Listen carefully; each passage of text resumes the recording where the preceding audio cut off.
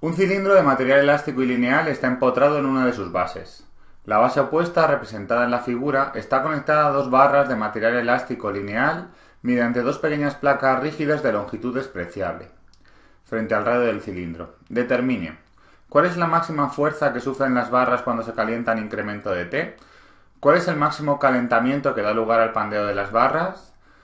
Conozco la longitud del cilindro, el radio del cilindro, el modo de elasticidad transversal, y de las barras conozco también la longitud, que es diferente de la del cilindro 1, una es L1 y la otra es L2, el modo de elasticidad, y que son de sección cuadrada del lado A, y un cociente de dilatación térmica alfa.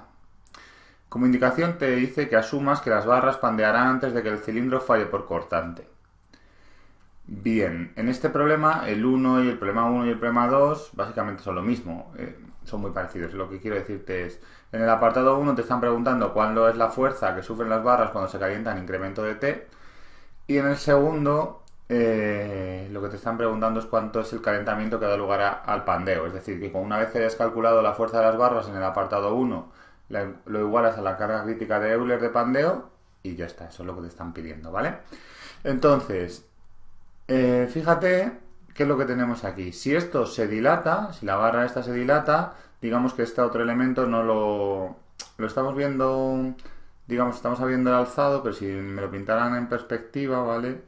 Lo que estaría viendo es que esto es más largo, este cilindro es más largo y está como empotrado por aquí detrás, ¿vale? Eso no nos lo dice, pero está así, ¿vale? Dice... Por eso te dice... la base opuesta, que está representada en la figura, que, o sea, que no te están representando todo el cilindro, solo te están representando la base opuesta. Bien, entonces, fíjate que estos elementos se calientan, ¿vale? Las dos barras se calientan, entonces van a querer dilatarse. Este elemento no les va a dejar. Es decir, que la barra 1 al querer dilatarse le va a pasar que le va a aparecer una fuerza F que la comprime. Esta barra al quererse dilatar tampoco le van a dejar, por lo tanto lo que le va a pasar es que va a tener aquí una fuerza F que en principio va a ser igual, porque las barras son iguales y el incremento de temperatura es igual, pues entonces no hay ninguna razón para pensar que la fuerza que sufre en un sitio y la fuerza que sufre en otro sea diferente. ¿Qué le está pasando al cilindro este del medio? Pues lo que le va a pasar es, tú le estás haciendo una fuerza por aquí, otra fuerza por aquí, que son iguales y están separadas una distancia. Dos fuerzas iguales y de sentido contrario separadas una distancia, eso es lo que se llama un par de fuerzas. Par y momento es exactamente lo mismo. Y es decir, que está sufriendo un momento que al final va a ser su momento torsor, que vale el valor de la fuerza por su distancia, es decir, vale F por 2R, que es la distancia, ¿vale? Si de aquí a aquí hay R, pues de aquí a aquí hay 2R. No estoy teniendo en cuenta la longitud de la pestañita esta porque te dice que consideres que es despreciable. Y nos pasa lo mismo que en otros problemas. Sé que esta fuerza y estas dos fuerzas, es decir, la F que aparece en el momento, son iguales, pero no sabemos cuánto vale. ¿Cómo lo vamos a calcular? Pues lo vamos a calcular poniendo una compatibilidad de deformaciones.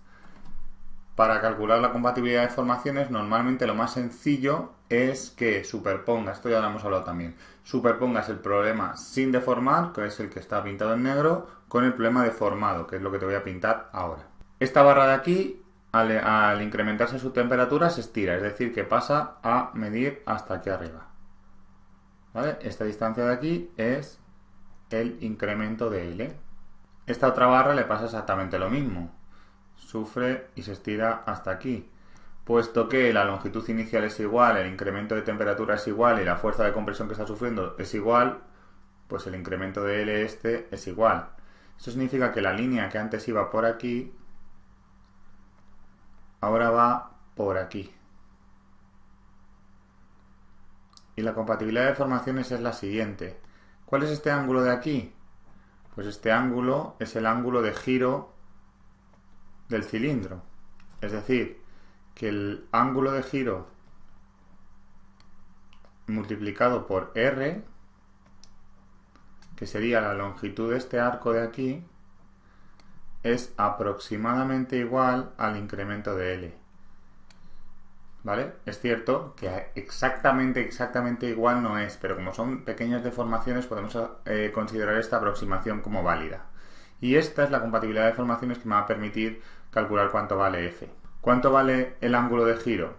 Pues el ángulo de giro, si te acuerdas, es el momento torsor por L partido por G y por I sub 0 multiplicado por R tendrá que ser igual al incremento de L. Esta longitud de aquí es la longitud del cilindro, que vale L1. O sea, esto es L1.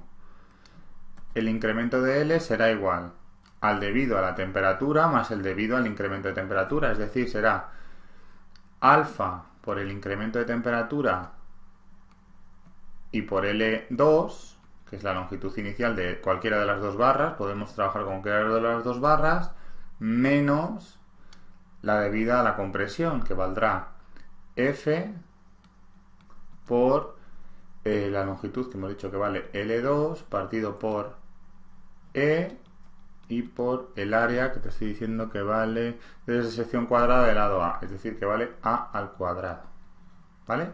Este momento torsor lo puedes calcular como F por 2R. Vamos a hacer un poco de sitio, pero vamos. Este momento torsor es justo este de aquí.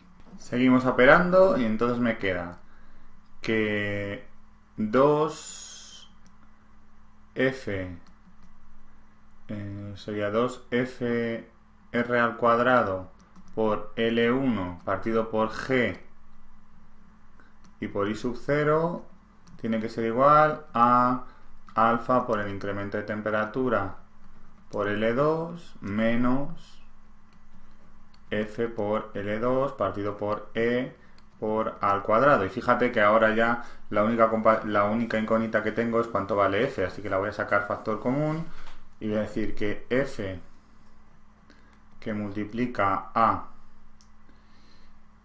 bueno, alfa vamos a hacerlo en dos pasos. F que multiplica a 2 R al cuadrado por L1 partido por G y por I sub 0, que podrías decir que vale pi medios de R a la cuarta, menos por menos es más L2 partido por E por A al cuadrado debería ser igual a alfa por el incremento de temperatura y por L2. Es decir, de aquí ya puedes despejar el valor de F si quieres. Podrías decir que F tendrá que ser igual a alfa por incremento de temperatura y por L2 multiplicado por 1 partido por esto de aquí. Este 2 pasa aquí multiplicando y sería 4.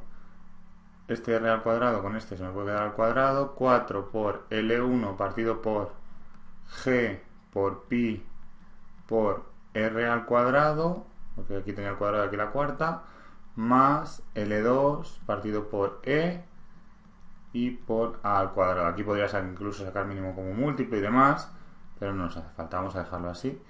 Y esto de aquí, este valor de F es lo que nos está pidiendo en el primer apartado. Para el segundo apartado lo que voy a hacer es utilizar este valor de F que he calculado en el primer apartado, igualarlo a la carga crítica de Euler y ya está, no tiene más.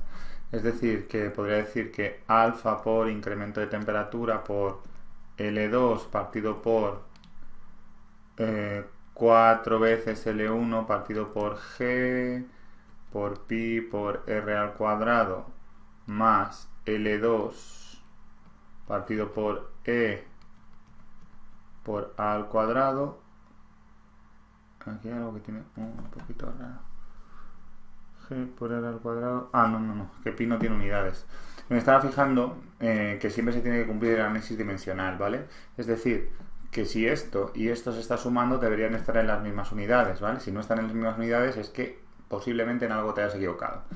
Y aquí tienes 4, el 4 no tiene unidades, el E1 que se mide en metros, el E2 también se mide en metros, la G se mide en megapascales igual que la E, pi no tiene unidades, que está ahí cuando me había rayado porque al principio he dicho y aquí tienes R al cuadrado, que son metros al cuadrado, y A al cuadrado también son metros cuadrados. Vale, pues lo que vamos a hacer es coger este valor de la fuerza y lo voy a igualar a la carga crítica de Euler, que vale pi al cuadrado por E. E sería la E de este material, que es el que, bueno, es además la única que te dan, pero sería la de ese material que es el que va a pandear, por el momento de inercia. El momento de inercia, como es una viga que te dice que es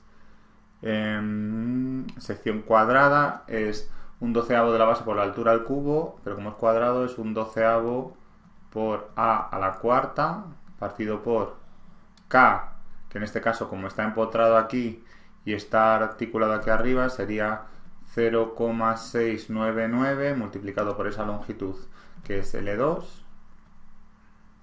todo esto al cuadrado. Y aquí ahora la última incógnita que tendrías es calcular cuánto vale el incremento de t, que básicamente es despejar. No lo voy a hacer porque ya creo que no aporta nada al problema, porque básicamente son todo letras. Me va a quedar una cosa bastante fea. Esto lo pasas aquí, este de aquí lo pasas multiplicando para acá, alfa por L2 lo pasas aquí dividiendo y ya está. No tiene ningún sentido.